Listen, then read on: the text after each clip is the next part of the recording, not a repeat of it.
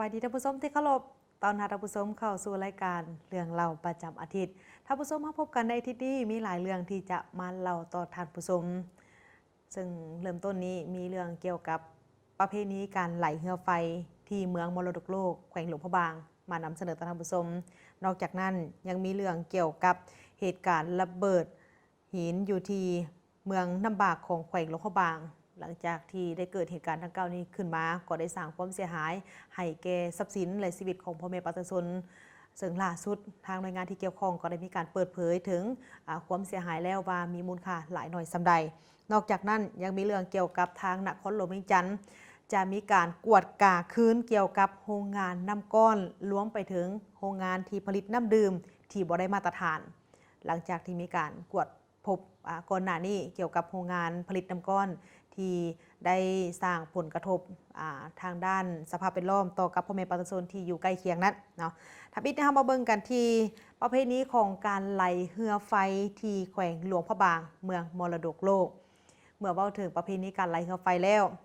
ส่วนใหญ่แล้วหลายคนก็จะคิดเห็นว่าภาพบรรยากาศของการไหลเรือไฟโดยเฉพาะก็เป็นที่นครหลวงเวียงจันทร์หลังจากที่มื้อออกพรรษาประวรณาในมื้อออกพรรษาตอนเช้ามีการทำบุญตักบาตรตอนค่ำก็จะมีการเวียนเทียนมีการไหลเรือไฟมีทั้งเรือไฟบกและเรือไฟน้ำแต่ว่าทางแขวงหลวงพระบางนั้นสำหรับการไหลเรือไฟแม่นเพิ่นจะจัดขึ้นหลังจากมื้อออกพรรษาไป1มื้อเนาะและในอาทิตย์นี้เรามีภาพบรรยากาศมาหวนคืนให้ท่านผู้ชมได้ติดตามชมเกี่ยวกับการขบวนแห่สำหรับเรือไฟอยู่ทางเมืองหลวงพระบางสำหรับงานบุญออกพรรษาประวรณาและไหลเรือไฟอยู่ที่นครหลวงพระบางเมืองมรดกโลกถือว่าเป็นปางบุญหนึ่งที่สังคมได้ให้ความคองคอยและก็โดยเฉพาะกเมนบรรดานักท่องเที่ยวทางภายในและต่างประเทศเพราะว่าในค่ำคืนนั้นก็จะเต็มไปด้วยแสงสีเต็มไปด้วยความสวยสดงดงามทางด้านวัฒนธรรมที่เป็นที่เอกอ้างของเมืองลาวและปีนี้มันเพิ่นจัดขึ้นในตอนค่ำของวันที่14ตุลาโดยในปีนี้มีเรือไฟที่เข้าร่วมทั้งหมดแม่น52ลำที่เข้าร่วมในขบวนและก็มีการประกวดเรือไฟงามทับอีกในปีนี้และสำหรับงานดังกล่าวนี้มันมีทางทานบัวทองแพงสวรรค์ประธานกวดกาผักลัดแขวงทานสุกันบุญยงรองเจ้าแขวงหลวงพระบางพร้อมด้วยการนำของแขวงนครเมืองและ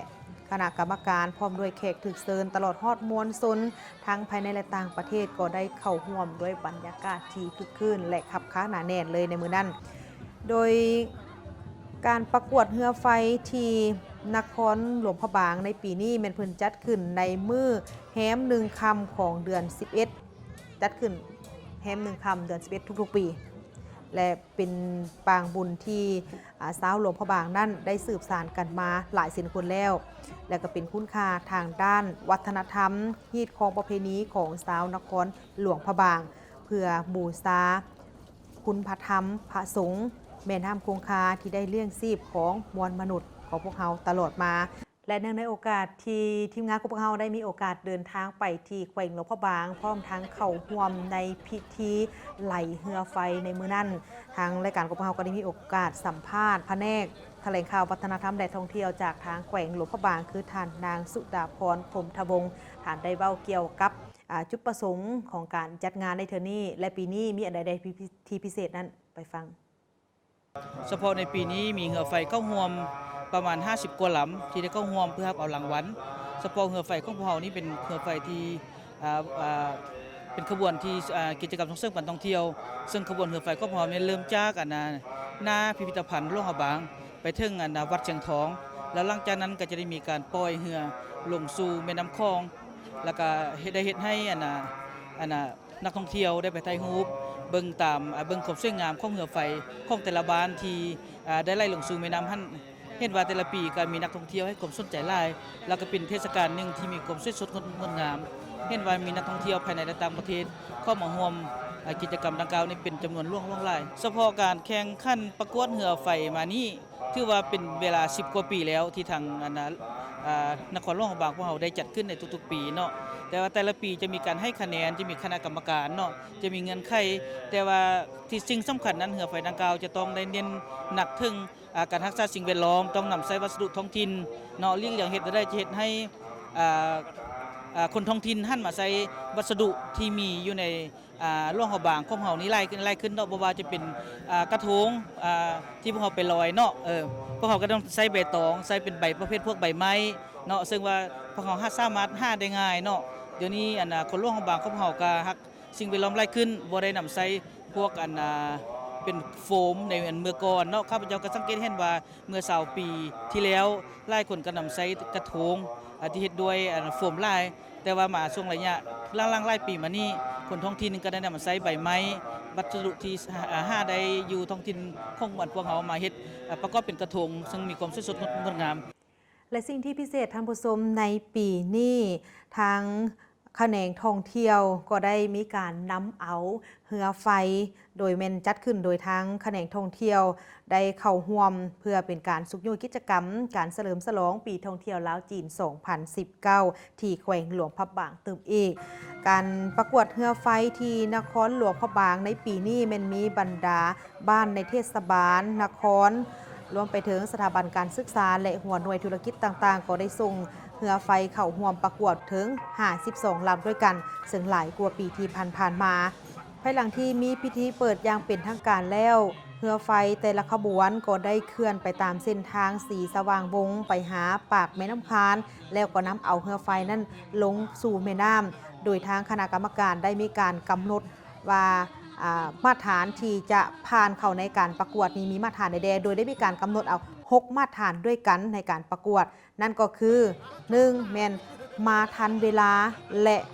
ตั้งขบวนเป็นระเบียบ 2. โครงสร้างและศิลปะการตกแต่งต้องเฮ็ดด้วยวัสดุธรรมชาติและมีความสวยงามรูปร่างและแนวความคิดที่สร้างสรรค์ขบวนแห่มีความเป็นระเบียบและนุ่งถือสุภาพเรียบร้อยแสงไฟให้ความสว่างในเวลาที่แห่นั้นหุ่งแจ้งดี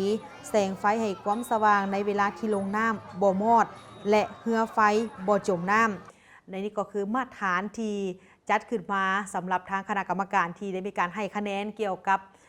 การประกวดในเทื่อนี้เนาะและในโอกาสดังกล่าวนี้ทางรายการของเราก็ได้มีโอกาสสัมภาษณ์ทางทานทวีเพชรอุลาห้องหัวหน้ากรมพัฒนาการท่องเที่ยวในน้ำที่ต่างหน้าให้แก่แขนงท่องเที่ยวที่ได้ร่วมเอาเรือไฟ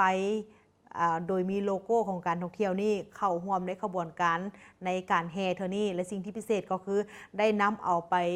ปล่อยลงสู่แม่น้ำเห็นว่าบรรยากาศในมื้อนั้นนี่คึกคืนเลยโดยมีผู้เข้าร่วมงานมีทั้งนักท่องเที่ยวทั้งภายในและต่างประเทศรวมไปถึงพ่อแม่ประชาชนที่อยู่ที่แขวงหลวงพระบางนี่เข้าร่วมด้วยบรรยากาศที่คับค้านหนาแน่นเบิกบานมวลซืนเลยในมื้อนั้นเฮาไปฟังคำให้สัมภาษณ์จากทางทานทวีเพชรอุลาที่ได้กล่าวถึงกิจกรรมในเทื่อนี้แม่นจัดขึ้นมาเพื่ออันใดโดยเฉพาะก็แม่นในเข้าร่วมขบวนการแห่เรือไฟนี่เนาะและพร้อมเดียวกันนี้ก็ได้สัมภาษณ์ทางห้องผู้อำนวยการจากทางองค์การบริหารการพัฒนาพื้นที่พิเศษเพื่อการท่องเที่ยวที่ยืนยงหรือว่าอพทไทยไปฟังคำให้สัมภาษณ์ ถือว่าปีนี้ก็เป็นปีพิเศษเนาะปีกายก็เป็นปีพิเศษเช่นเดียวกันเพราะว่าปีกายนี้เป็นปีท่องเที่ยวลาวและปีนี้เป็นปีท่องเที่ยวลาวจีนในโอกาสนี้พวกเราได้จัดงานบุญไล่เรือไฟอยู่หลวงพระบางขึ้นอันที่หนึ่งก็เพื่อส่งเสริมให้ประชาชนลาวได้เที่ยวเมืองลาวไล่ขึ้นเนาะแล้วก็ฮู้จักเมืองลาวไล่ขึ้นอีกอย่างหนึ่งก็เพื่อเป็นการส่งเสริมให้นักท่องเที่ยวได้เข้ามาโดยเฉพาะและเป็นเริ่มฉลองปีท่องเที่ยวลาวจีนนั้นและทานเสียนไปทางล่างของพวกเราสิเห็นกาเครื่องไม้ลาว Simply Beautiful ประเทศลาวสวยงามแท้ๆอันนี้ก็คือเป็นเรือไฟที่เป็นเอกลักษณ์นอกจากเป็นปีทมิตที่พวกเขาได้เฮ็ดแล้วก็เพื่อให้ประชาชนลาวหรือว่านักท่องเที่ยวได้รู้ว่าประเทศลาวมีความสวยงามแท้ๆรู้สึกว่าปีนี้มีหลายกว่าปีกายเรือไฟที่เข้าร่วมและพวกเขาจะมีการแข่งขันเรือไฟที่เป็นเอกลักษณ์เรือไฟที่มีความสวยงามแต่ว่าเรือไฟของพวกเขาที่มีโลโก้ลาว Simply Beautiful นี้บ่ได้เข้าร่วมในการแข่งขันเข้าร่วมโชว์แล้วเป็นการส่งเสริมการท่องเที่ยวข้าพเจ้าคิดว่าในแต่ละปีนี้นักท่องเที่ยวให้มีความสนใจหลายเพราะว่าเป็นงานบุญประเพณีที่ได้บรรจุไว้เข้าอยู่ในปฏิทินการท่องเที่ยวห้องแขวงหลวงพระบางก็คือห้องสปป.ลาวแล้วดังนั้นในแต่ละปีจะมีกลุ่มนักท่องเที่ยวหลายพอสมควรที่ให้ความสนใจและก็มาร่วมใน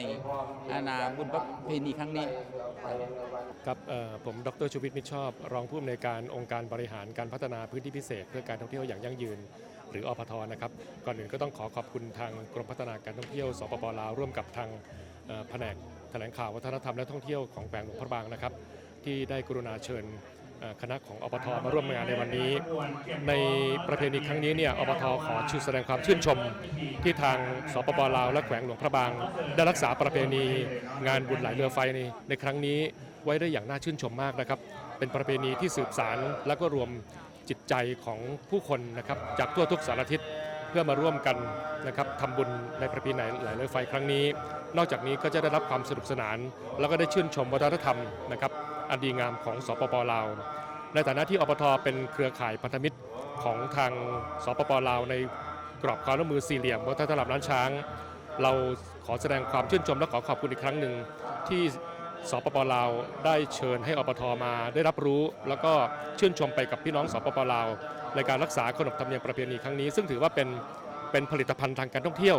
ภายใต้กรอบความร่วมมือสี่เหลี่ยมวัฒนธรรมล้านช้างที่วิจิตรงดงามมากนะครับเช่นเดียวกันครับ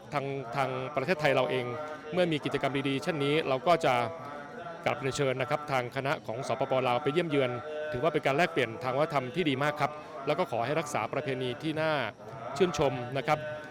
น่ายกย่องอย่างนี้ไว้สืบต่อไปตราบนานเท่านานครับ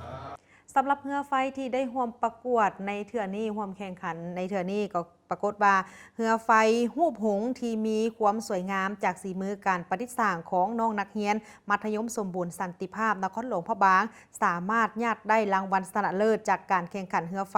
ในบุญออกพรรษาปวารณาที่เมืองมรดกโลกแขวงหลวงพระบางประจำปี 2019 ภายหลังที่ได้สร้างสรรค์ผลงานเป็นที่ถูกใจของทางกรรมการเหนือกว่าเรือไฟอื่นๆที่ได้นำเข้าร่วมประกวดทั้งหมดในเทื่อนี้ซึ่งมีหลายกว่า50ประเภทในขณะเดียวกันอันดับ2เป็นตกเป็นของเรือไฟจากโรงเรียนมัธยมตอนปลายพันหลวงอันดับ3เป็นเรือไฟของวิทยาลัยเทคนิควิชาชีพหลวงพระบางอันดับ4เป็นเรือไฟจากบ้านนาเวียงคำบ้านเวียงแก้วและอันดับ5แม่นเรือไฟที่มาจากห้านหมื่นนาผ่าไหมห้านนวลแอนติกเนาะอันนี้ก็คือ5ประเภทด้วยกันที่ได้ผ่านการคัดเลือกจากทางคณะกรรมการว่าเป็นเรือไฟที่มีการประดับประดามีความสวยสดงดงามใน6มาตรฐานที่ทางกรรมการเพิ่นได้บางออกมาเนาะท่านผู้ชมจากนี้ไปนั้นเฮาจะพักก่อนหลังจากนั้นกลับเข้าสู่ระยะที่2ของรายการยังมีเรื่องเกี่ยวกับการระเบิดผาหินอยู่ทางเมืองน้ำบากแขวงหลวงพระบางซึ่งได้สร้างความเสียหายทางด้านทรัพย์สินและชีวิตของพ่อแม่ประชาชนแบบที่บ่เคยมีมาก่อนจากนั้นมาฟังรายละเอียด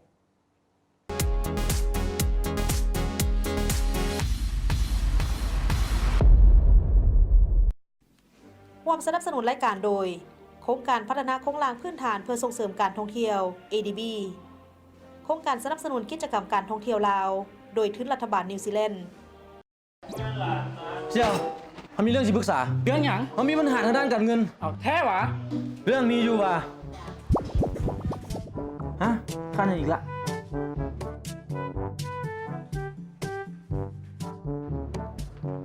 เนี่ยเสี่ยวเขามีเรื่องเดือดร้อนไว้ซ่อมนี่ยืมเงินด้วยเพื่อนขอความช่วยเหลือด้วย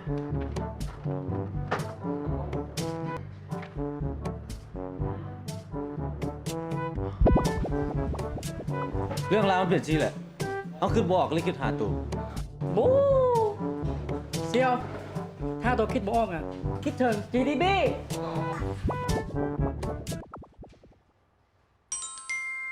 คิดบ่ออกคิดถึง JDB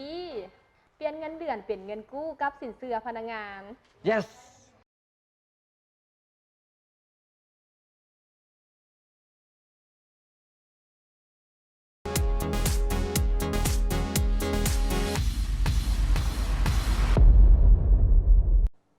นำท่านผู้ชมเข้าสู่ระยะที่2ของรายการระยะที่2ของรายการนี้เฮาได้ยิบยกเอากรณีการระเบิดผาหินอยู่ที่เมืองน้ำบากแขวงหลวงพระบางมาเล่าต่อท่านผู้ชมหลังจากที่เกิดเป็นข่าวดังพอสมควรในมื้อวันที่5ตุลาที่ผ่านมานี้ซึ่งได้เกิดมีการระเบิดผาหินเพื่อเอาหินปูนเข้าเป็นวัตถุดิบของโรงงานซีมัง เขตน้ำท่วมของเมืองน้ำบากแขวงหลวงพระบางตามที่เคยปฏิบัติกันมาเป็นปกติแต่ว่าเหตุการณ์ในครั้งนี้แม่นได้สร้างความเสียหายทางด้านทรัพย์สินและชีวิตของพ่อแม่ประชาชนในเขตที่ใกล้เคียงโดยการให้ข้อมูลของท้าวคำเซ้งอย่างประชาชนบ้านโพนมณีซึ่งเป็นผู้ที่ได้รับผลกระทบได้ให้ข้อมูลผ่านหนังสือพิมพ์เศรษฐกิจสังคมฉบับวันที่ 11 ตุลา 2019 โดยข้อมูลเพิ่นได้ระบุว่าเหตุการณ์ดังกล่าวนี้เกิดขึ้นในเวลา 17 โมงซึ่งระยะนั้นประชาชนก็ได้มีการเต้าโฮมกันสนทนาอยู่ซึ่งบางหลังคาเรือนก็ใช้ชีวิตตามปกติภายหลังที่ได้ยินเสียงระเบิดประชาชนก็ได้มีความแตกตื่นและก็พร้อมกันซอกหาบอนลี่ซอนตัวเองแต่ว่าในนี้ก็ยังมีผู้ที่โศกไห้ได้รับบาดเจ็บและก็เสียชีวิตแต่ว่าสำหรับครอบครัวของท้าวคำเซ้งยางปัตตสนอยู่ที่บ้านโพนมณีนี่เพิ่นบอกว่าสำหรับครอบครัวเพิ่นนี่โชคดีบ่มีผู้ใดได้รับบาดเจ็บหรือว่าเสียชีวิตสำหรับการระเบิดผาหินในแต่ละครั้งที่ผ่านมานั่นเพิ่นก็ได้มีการแจ้งการไปถึงพ่อแม่ประชาชนอย่างละเอียดทั่วซึ่งทุกครั้งที่ผ่านมานี่องค์การปกครองเมืองก็ได้มีการแต่งตั้งคณะรับผิดชอบเพื่อลงไปติดตามกวดกาอย่างใกล้ชิดและก็ให้ทิศซี่น้ำในการประกอบพิธีทั้งศาสนาก่อนทุกครั้งก่อนที่จะมีการระเบิดหินตามปกติโดยความแห้งของระเบิดนี่ตามปกติที่เคยระเบิดกันในครั้งที่ผ่านมานี่ตามความแห้งและแม่นถือว่าบ่ได้ไปสร้างผลกระทบต่อกับเงินซ่านของพ่อแม่ประชาชนหรือว่าชีวิตทรัพย์สินของพ่อแม่ประชาชนแต่อย่างใดแต่ว่าสำหรับเทื่อนี้เนาะซึ่งเป็นการวางธาตุระเบิดจำนวน4จุดด้วยกันรวมแม่น12ต้นโดยมีทางคณะกรรมการติดตามกวดกาของเมืองเข้าร่วมนำในนั้นก็ได้มีการออกแจ้งการให้กับพ่อแม่ประชาชนอยู่ในเขตที่ใกล้เคียงนี้ให้รับทราบตามที่เคยปฏิบัติกันมาทุกครั้งก่อนที่จะมีการจูดระเบิดแต่ว่าการระเบิดในเทื่อนี้เห็นว่าเกิดมีข้อผิดพลาดเกิดขึ้นแบบที่บ่รับประกันทางด้านการวางและก็การจูดอันได้ส่งผลให้แห้งดันของระเบิดนั้นได้นำเอาหินจำนวนหลายฟ้งออกมาเฮ็ดให้ฟ้งใส่เฮือนซานของพ่อแม่ประชาชนได้รับความเสียหายบางหลังนี่ก็ได้รับความเสียหายเกือบทั้งหมดในขณะเดียวกันนั้นก็มีพ่อแม่ประชาชนในเขตดังกล่าวนี้ได้รับผลกระทบบ่ว่าจะเป็นการบาดเจ็บรวมไปถึงการเสียชีวิตเหตุการณ์ดังกล่าวนี้มีผู้เสียชีวิตคาที่1 คนถัดจากนั้นก็แม่นได้รับผลกระทบนี่บาดเจ็บมีทั้งผู้เจ็บหนักและก็ผู้ที่เจ็บเล็กน้อยก็มีเนาะตามการรายงานในเบื้องต้นให้ฮู้ว่ามีผู้เสียชีวิต1 คนบาดเจ็บจำนวน23 คนเป็นหญิง5 คนในนั้นเจ็บสาหัส8 คนเป็นหญิง1 คนเป็นคนจีน1 คนเฮือนเปเพจำนวน81หลังด้วยกันเสียหายนักแม่น2 หลังมีรถจักรรถใหญ่ได้รับความเสียหายหลายคันทางด้านโรงงานซีมังเตาเผาซีมังและอาคารจำนวน1ก็ได้รับความเสียหายปัจจุบันนี้แม่นได้หยุดเซาการผลิตแล้วเพื่อที่จะประเมินความเสียหายซึ่งในเบื้องต้นโรงงานซีมังแม่นได้มีการมอบเงินช่วยเหลือให้กับผู้ที่ได้รับเคราะห์ร้ายจำนวน10 ล้านกีบส่วนว่าทางคณะเฉพาะกิจของแขวงของเมืองก็ยังคงสืบต่อในการเก็บกำข้อมูลเพื่อที่จะประเมินความเสียหายอย่างละเอียดพร้อมเดียวกันนี้ทางเจ้าหน้าที่ก็ได้มีการกักตัวท้าวล้าวเจ้าซึ่งเป็นเจ้าของธาตุระเบิดและเป็นผู้ที่ระเบิดเพื่อดำเนินคดีจากความเสียหายดังกล่าวที่เกิดขึ้นอันนี้ยังเป็นความรับผิดชอบโดยแม่นทางเจ้าหน้าที่ก็ยังมีการเก็บกำข้อมูลอย่างละเอียดกว่านี้เพราะว่าในเบื้องต้นนี้แม่นผู้ที่รับผิดชอบโดยตรงก็คือเจ้าของโรงงานนี่แม่นได้ช่วยเหลือพ่อแม่ประชาชนผู้ที่ได้รับผลกระทบนี้ไปจำนวนเงินนี่แม่น10 ล้านกีบแต่ว่าอันนี้เป็นการช่วยเหลือเบื้องต้นแต่ว่าในอนาคตนี่ยังต้องเบ้ากันตืมอีกว่าจะมีการซ่อมแปลงเฮือนซ่านของพ่อแม่ประชาชนรวมไปถึงรถรางพาหนะที่มีความเสียหายเด้รวมไปถึงอีกผู้ที่ได้รับบาดเจ็บนี่จะได้รับการชดเชยขึ้นใดอันนี้แม่นยังอยู่ในขั้นตอนต่อไปอยู่ท่านผู้ชมจากนี้ไปนั้นเฮาจะพักก่อนหลังจากนั้นกลับเข้าสู่ระยะที่3ของรายการทางนครหลวงเวียงจันทร์จะมีการกวดกาคืนสำหรับโรงงานผลิตน้ำก้อนรวมไปถึงโรงงานผลิตน้ำดื่มที่บ่ได้มาตรฐาน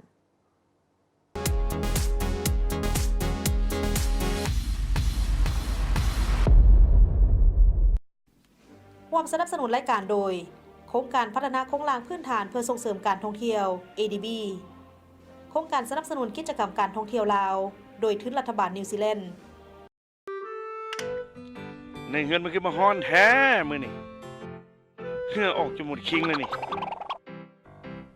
เบิ่งสิเปิดพัดลมก่อน ติดติด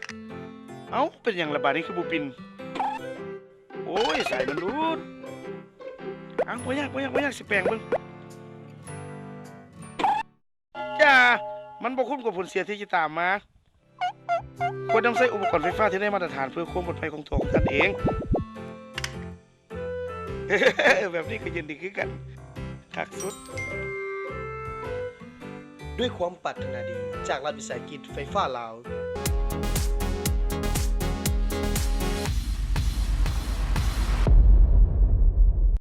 นำท่านผู้ชมเข้าสู่ระยะที่ 3 ของรายการระยะที่ 3 ของรายการนี้ได้หยิบยกเอาเรื่องของการจะเล็งกวดกาคืนสำหรับโรงงานผลิตน้ำก้อนรวมไปถึงโรงงานผลิตน้ำดื่มที่บ่ได้มาตรฐาน โดยล่าสุดทางแผนกทรัพยากรธรรมชาติและสิ่งแวดล้อมได้รู้ว่าปัจจุบันนี้ทางแผนกแมนกำลังเล็งในการกวดกาคืนถึงบรรดาโรงงานผลิตน้ำก้อนและน้ำดื่มที่บ่ได้มาตรฐานภายหลังที่เห็นว่ามีปัญหากระทบต่อสิ่งแวดล้อมและสังคมโดยเฉพาะกระแมนเมืองบดลมานี่ได้เกิดมีเหตุการณ์หัวไหลของการเติมน้ำยาอะโมเนียจากโรงงานผลิตน้ำก้อนแห่งหนึ่งตั้งอยู่บ้านดงปลาแหลบเมืองจันทบุรีนครหลวงวิจันทร์ว่าได้ก่อให้เกิดมีกลิ่นคิวที่หุนแห้งอยู่อ้อมแอมบริเวณของโรงงานที่มีเฮือนซานของพ่อแม่ประชาชนตั้งอยู่แบบหนาแน่นโดยเฉพาะกระแมนโรงเรียนเหวียนอยู่เหตุให้มีนักเรียนห้อยกว่าคนมีอาการวินหัวเจ็บคอเจ็บตาและมีการปิดการสอนชั่วคราวฉะนั้นทางเจ้าหน้าที่จึงได้มีการสั่งปิดกิจการชั่วคราวของโรงงานดังกล่าวนี้และก็ได้มีการเล็งในการปรับปรุงแก้ไขพร้อมเดียวกันนั้นทางโรงงานหลายแห่งก็ยังบ่ทันได้มาตรฐานซึ่งทางแผนกทรัพยากรธรรมชาติและสิ่งแวดล้อมก็จะเล็งในการดำเนินการกวดกาอย่างละเอียดหากว่ามีการพบเห็นปัญหาที่ให้แห้งก็จะมีการสั่งปิดกิจการทันทีแผนกทรัพยากรธรรมชาติและสิ่งแวดล้อมยังให้ฮู้ตื่นอีกว่าปัจจุบันนี้นครหลวงวิจันทร์แม้นมีโรงงานผลิตน้ำก้อนหลายกว่า30แห่งและผลิตน้ำดื่มหลายกว่า50แห่งในระยะที่ผ่านมาก็เห็นว่ามีหลายโรงงานที่บ่ได้มาตรฐานและบางบ่อนก็ได้มีการสั่งปิดกิจการย้อนว่าส่งผลกระทบต่อสังคมและสิ่งแวดล้อมเป็นต้นก็แม่นการปล่อยสารเคมีลงสู่แม่น้ำและสังคมก็คือในกรณีปี 2017 ทางเจ้าหน้าที่ก็ได้มีการสั่งปิดโรงงานน้ำดื่มและน้ำก้อนอยู่เมืองจันทบุรีและเมืองสถานีรวมแล้ว5แห่งปัจจุบันนี้นอกจากโรงงานผลิตน้ำก้อนและน้ำดื่มที่บ่ได้มาตรฐานแล้วก็ยังมีโรงงานอื่นๆอีกหลายแห่งที่ได้ส่งผลกระทบต่อสิ่งแวดล้อมและสังคมเป็นต้นก็แม่นโรงงานผลิตเครื่องอิเล็กทรอนิกส์และอื่นๆทางหัวหน้าแผนกทรัพยากรธรรมชาติและสิ่งแวดล้อมก็ยังให้ฮู้ตื่นอีกว่าระยะ3ปีที่ผ่านมานี้ได้มีการกวดกาบรรดาโรงงานที่ส่งผลกระทบต่อสิ่งแวดล้อมโดยเฉพาะก็ได้มีการสั่งปิดกิจการหรือว่าโรงงานผลิตสิ้นส่วนหม้อไฟอยู่ในเขตหลัก36ของเมืองสถานีหมายความว่าจากนี้ไปทางแผนกทรัพยากรธรรมชาติและสิ่งแวดล้อมก็คือหน่วยงานที่เกี่ยวข้องเพิ่นจะเล็งในการกวดกาคืนบรรดาโรงงานที่บ่ได้มาตรฐานถ้าหากว่าพบเห็นก็จะมีการสั่งโจ๊ะให้แห้งไปกว่านั้นก็จะมีการสั่งปิดกิจการทันทีทางผู้ชมจากนี้ไปนั้นเฮาจะพักก่อนหลังจากนั้นกลับมาสู่ระยะสุดท้ายของรายการยังมีของรางวัลมามอบให้กับทางท่านผู้ชมโดยมีจอกน้ำดื่มจากทางโครงการพัฒนาพื้นฐานโครงล่างเพื่อกิจกรรมการท่องเที่ยวจากทาง EDB มามอบให้กับทางท่านผู้ชม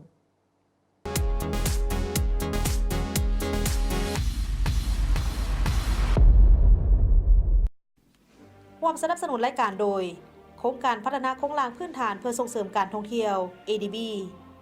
โครงการสนับสนุนกิจกรรมการท่องเที่ยวลาวโดยทุนรัฐบาลนิวซีแลนด์ที่หักลูกค้าหลายขนาดนี้เท่าน่าจะขยายห้างแท้วะแท้ ใช้เงินในบัญชีเห็นดิใช้เงินในบัญชี คิดออกแล้ว ขอพรทับโชคแล้ววาสนาสิมามือใดเลขที่ออกได้แก่โชคหายนี่กูนอกระบบดอกเบี้ยมันสูงนี่แล้วจะเห็นวิธีใดล่ะสินเชื่อหันทรัพย์ให้เป็นทุนเพื่อเพิ่มโอกาสต่อยอดขยายธุรกิจของทานเพื่อสร้างความเข้มแข็งสภาพการเงินประกอบเอกสารสะดวกสบายอนุมัติง่ายและระยะเวลากู้ยืมสูงสุด3ปีสอบถามข้อมูลเพิ่มเติม021 253 456ธนาคารร่วมพัฒนาเติบใหญ่ไปพร้อมกัน ธนาคารเอกชนดีเด่นแห่งสปป.ลาวประจำปี 2019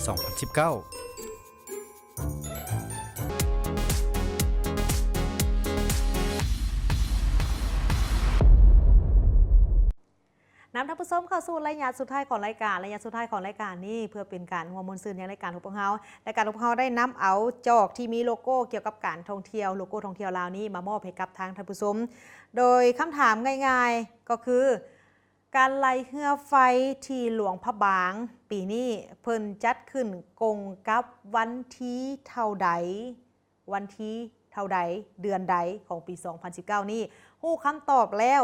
ส่งคำตอบเข้ามาตอบอย่างรายการของพวกเราแต่บอกว่าห้ามโทรมาเนาะต้องส่งเป็นข้อความเข้ามาบ่ว่าจะส่งมาผ่านทางข้อความหรือว่าจะส่งมาผ่านทาง WhatsApp ก็ได้เนาะเพียงแต่บอกว่าการไล่เรือไฟไปหลวงพระบางปีนี้เพิ่นจัดขึ้นกงกับวันที่เท่าใดเดือนใดเนาะและฮู้และส่งเข้ามาตอบอย่างรายการของพวกเราพร้อมเดียวกันนี้ก็ขอให้ท่านแจ้งเติมอีกว่าท่านอยู่บ้านใดเมืองใดเนาะแต่กติกาห้ามโทรมาเนาะท่านผู้ชมเพราะว่าโทรมานี่ทางรายการของพวกเราจะบ่รับสายเนาะมามอบให้กับทางท่านผู้ชมนี่2รางวัลด้วยกันเนาะท่านผู้ชมมาฮอดดีเวลาในรายการของพวกเราก็มาฮอดระยะสุดท้ายแล้วก่อนจากการฝากความห่วงใยถึงท่านผู้ชมทางบ้านการเดินทางไปมาบ่ว่าจะไปใกล้ไปไกลก็ขอให้ทุกคนจงใส่ใจต่อกฎระเบียบจราจรเมาแล้วบ่ขับพบกันได้ใหม่ในอาทิตย์หน้าสำหรับอาทิตย์นี้พิธีกรพร้อมกับทีมงานลาท่านผู้ชมไปก่อนสบายดี